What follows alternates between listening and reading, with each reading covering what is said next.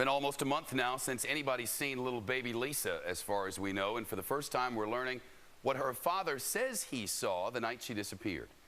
You'll remember the case. The parents of a now 11-month-old Lisa Irwin vanished she vanished from her crib inside their home in Missouri, or that's the story.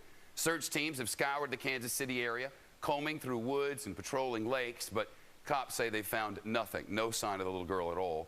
Police also say her parents stopped cooperating with the investigation.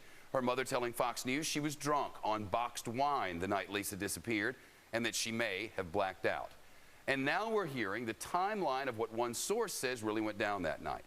The Chief Fox Sports correspondent Jonathan Hunt is here tonight. And Jonathan, take us through that line of their account of what happened that night. Yeah, again, this is from an unnamed source who allegedly is familiar with what they've told the cops. So with those caveats, here's what we're told. At 5:30 p.m., the father, Jeremy Irwin, leaves for work at Starbucks. At 6:40 p.m., the mother, Deborah Bradley, puts Lisa in her crib.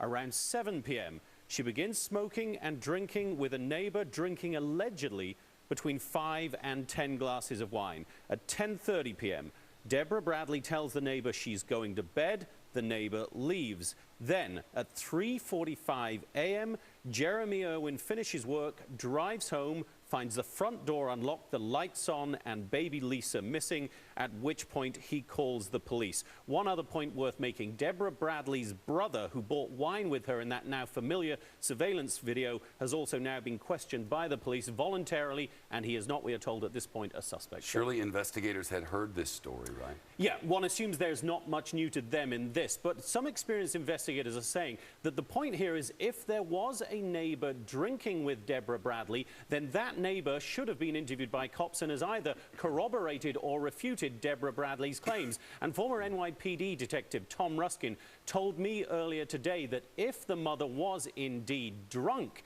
then it's much less likely in his mind that she was involved in baby Lisa's disappearance. Listen.